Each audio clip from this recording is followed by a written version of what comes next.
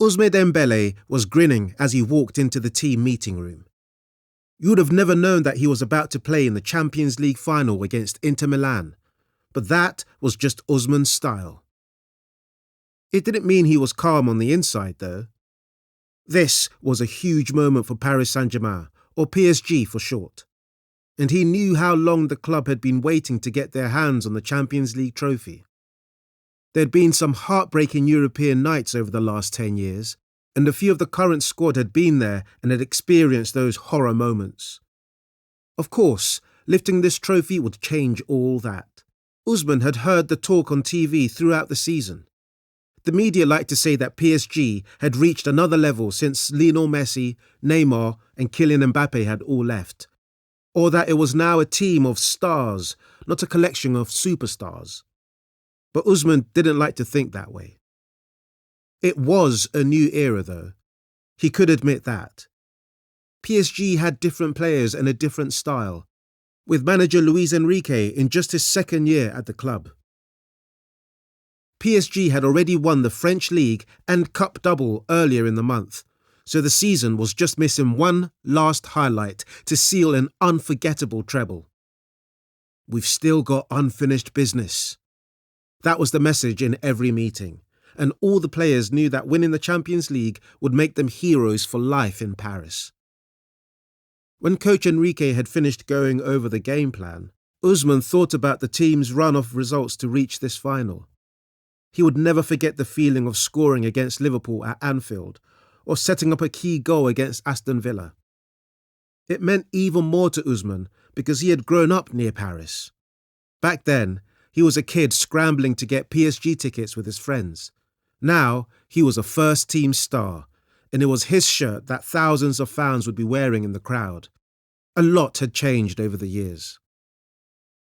Before falling asleep the night before, Ousmane thought about the experienced Inter team that stood in their way. The Italian club had fought hard to get this far, but he still felt good about PSG's chances with their match-winning talent all over the pitch. Gianluigi Donnarumma, the giant goalie. Achraf Hakimi and Nuno Mendes, the flying fullbacks. Marquinhos, captain and centre-back colossus. Vitinha, the midfield magician. Kivika Kvaratskhelia, Kavra, and Desiree Doué, the wing wizards. And Ousmane himself, of course. Ever since he could dribble a ball, Ousmane had been known for his attacking play. There were long highlight videos packed with his mazy dribbles and spectacular goals. But coach Enrique had an extra job for Ousmane in the final. And for this, he wouldn't have the ball at his feet. It's a simple plan, really, coach Enrique explained. We're not giving Inter any time to get comfortable. They like to play the ball around at the back from goal kicks, so I want you leading the press from the edge of the box as soon as they touch the ball. The coaches showed a few clips on the big screen. Ousmane watched closely as Inter goalkeeper Jan Sommer tapped a short pass to one of his defenders inside the box. As soon as the ball is kicked, give us full speed pressing, coach Enrique said. Sprint until they panic. Ousmane nodded. He understood the job. There's no one faster than Dembu, Achraf called out, using Ousmane's childhood nickname. But it would take some practice to get it right. Wait. Go! The coaches shouted as they worked on the drill in training. Sprint! That's it, Ousmane.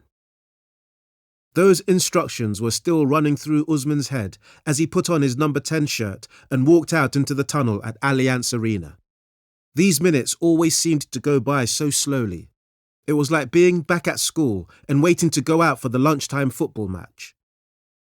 The roar of the crowd told him that it was finally showtime. The teammates in front of him were slowly moving forward, and he followed them, looking ahead to the glimpses of a green pitch.